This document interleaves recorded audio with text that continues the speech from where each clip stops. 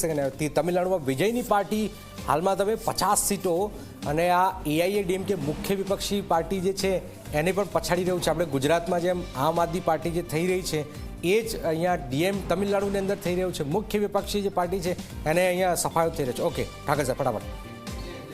એ interesting point છે કે દાખલા તરીકે તામિલનાડુની અંદર 50 TVK અને 26 એમ કરીને એની ટેલી જે છે એ DMK કરતાં વધે છે. બિલકુલ. તો દુશ્મન કા દુશ્મન અપના દોસ્ત એમ કરીને TVK જે છે એ AIADMKના સપોર્ટથી અને TVK અને AIADMK બંનેની વચ્ચે મીડિયેટરનો રોલ ભજવવાની પરિસ્થિતિમાં ભારતીય જનતા પાર્ટી ત્યાં છે અને ભારતીય જનતા પાર્ટી એવું ઈચ્છે કે DMK સિવાયની સરકાર બને. 62 પર નીકળી ગઈ સરકાર બના 62-64 નો આંકડો તમે જો 67 TVK આગળ વિજય નીકળી રહ્યા છે. એટલે એક્ઝિટ પોલ બિલકુલ ખોટા પડ્યા છે. જે બધા જ એક્ઝિટ પોલ લગભગ 10-15 થી વધારે સીટો જે છે એ TVK ને આપતા નહોતા. એની જગ્યાએ TVK જે છે એ અત્યારે સેકન્ડ નંબરની પાર્ટી તરીકે અને સાઉથની અંદર જે સુપરસ્ટારોનો જે રૂતબો જે છે તમે જો જયલલિતા બાદ આ વિજયે જે પરફોર્મન્સ કર્યું છે એ કહી રહ્યું કે ભાઈ સુપરસ્ટાર જે છે એ પરફોર્મન્સ કરે જ છે.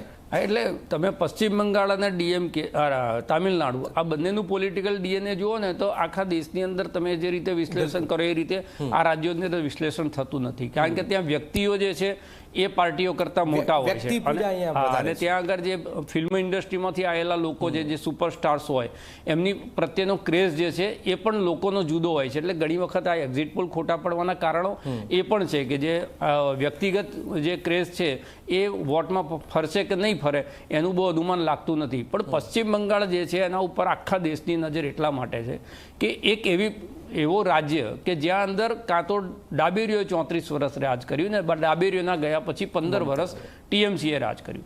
છેલ્લે કોંગ્રેસના જે મુખ્યમંત્રી હતા સિદ્ધાર્થ રે એના પછી કોઈ રાષ્ટ્રીય પાર્ટી જે છે સત્તા બનાવવાનો દાવો કરવા સુધી પશ્ચિમ બંગાળમાં પહોંચી નથી. પહેલી વખત એવું બની રહ્યું છે કે એક રાષ્ટ્રીય પાર્ટી અને એક એવી પાર્ટી જેનું 2010-15 સુધી વજૂદ નહોતું